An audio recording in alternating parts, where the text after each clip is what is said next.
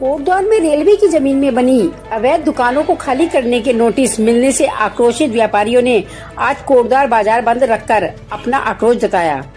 Railway प्रशासन की ओर से लगभग 60 दुकानों को जगह खाली करने के नोटिस मिलने के बाद से सभी दुकानदार कई दिनों से धरने पर बैठे हुए हैं। साथ ही व्यापारियों ने आज बाजार बंद रखा और बाजार में जुलूस निकाला। व्यापारियों की मांग है कि जिन दुकानों को ध्वस्त करने के नोटिस भेजे गए हैं उन दुकानों को दूसरी जगह शिफ्ट किया जाए। वहीं व्यापारियों ने चेतावनी दी है कि उनकी मांग पूरी नहीं की जाती तो लगातार धरना प्रदर्शन पर बैठे रहेंगे।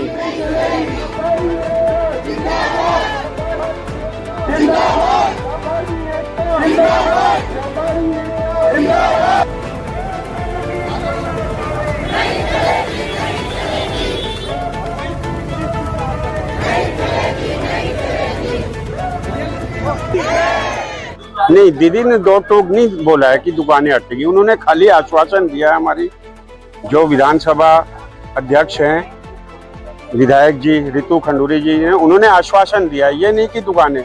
उन्होंने ये भी बोला है कि आप लोगों को दुकानें दी जाएंगी। अगर दुकानें हटाई जाएंगी तो हम वहीं धरने पे रहेंगे, अनिश्चितकालीन धरने पे।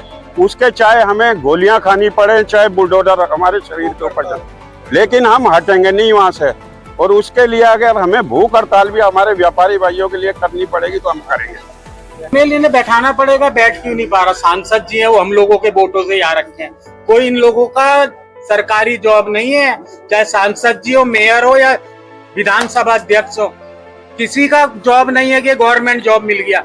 ये हम लोगों के स्वतंत्र अधिकारों के थ्रू ही ये लोग यहाँ पे बैठे हैं। तो पब्लिक इसी चीज के लिए बैठाती है कि हम लोगों का इन लोगों को संज्ञान लेना है। इनका काम उजाड़ना नहीं है, बसाना है। और मेरे को पूरी उम्मीद है कि हमारा ये संज्ञान ले रहे हैं और इन लोगों को, पीड़ितों को, सबको स्थान देकर व्यवस्थित करेंगे। आज की स्थिति तो ये हो गई, बच्चे को भी माँ दूध नहीं पिलाती, रोता नहीं जब तक। तो आज की स्थिति वही है। अब ये चाह रहे हैं कि भाई ये बच्चे रोए, जब भी इनको करा जाएगा। तो ये भी हमारी तरफ से कर लिया गया है। व्यापारी तो कभी उग्र वग्र में गिनती में ही नहीं आता, ना इसकी कोई जात होती, ना कुछ होता, कि कोई बिरादरी भी होती है। आंदोलन कभी भी उग्र नहीं होगा। पर उत्तराखंड लेवल पे एक बहुत बड़ा काउंसलिंग काउंटर होता है प्रतिनिधित्व बनाने के। उसकी दुकान के अंदर शाम तक 200-300 व्यापारी आता है। अगर उसने नेगलेक्ट मार दिया तो मैं नहीं मानता कि वो प्रतिनिधित्व तो अपने स्थान पे बैठ करता है। चुनाव पे पड़ने की स्थिति तो है, वो उन्हें सोचना पड़ेगा भविष्य को देखते हुए। मैं बार बार कह रहा हूँ, सरकारी जॉब नहीं है कोई। ये आज 6 दिन हो गए। 6 दिन से देखो, ये जो रेलवे स्टेशन का ये जो भी बना है, सुंदरता करण जो भी हुआ है कोटद्वार के लिए, अच्छी बात है।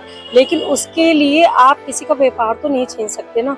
यहाँ पे 69 परिवार जो आज 70 साल से, शायद मेरे हिसाब से, ये लोग यहाँ पे बसे हुए हैं। जब सन 47 में यहाँ लोग आए थे, इनको पंजाबियों को रिफ्यूजी क्वार्टर मिले थे और इन सब जो भी परिवार है, 70 परिवार, इनको ये दुकानें मिली थी। आज ये लोग यहाँ बस चुके हैं, खोके ही तो हैं। वो अपनी रोजमर्रा की जिंदगी यहाँ से जीते हैं, रोजमर्रा का रोजगार करते हैं यहाँ से। उनके बच्चे हैं, परिवार हैं, बुजुर्ग हैं उनके परिवार में। तो कहीं ना कहीं अगर ये दुकानें जाती हैं तो उन परिवारों का रेख देख कैसे होगी, उनका व्यापार कैसे चलेगा? तो उनके लिए कुछ तो विकल्प होना चाहिए ना।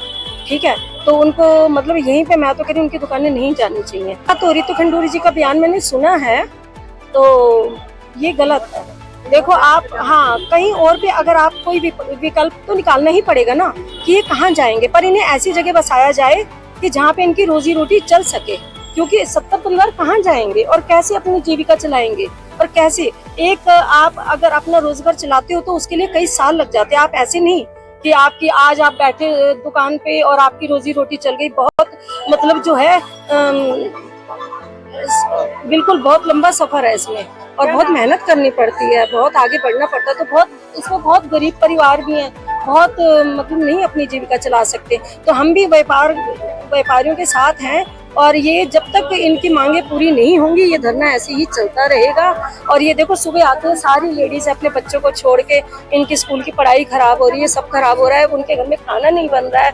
तो ये लोग बहुत परेशान है। दीदी से मैं निवेदन करती हूँ कि प्लीज आप इनका कुछ तो विकल्प निकालिए इन व्यापारी भाई।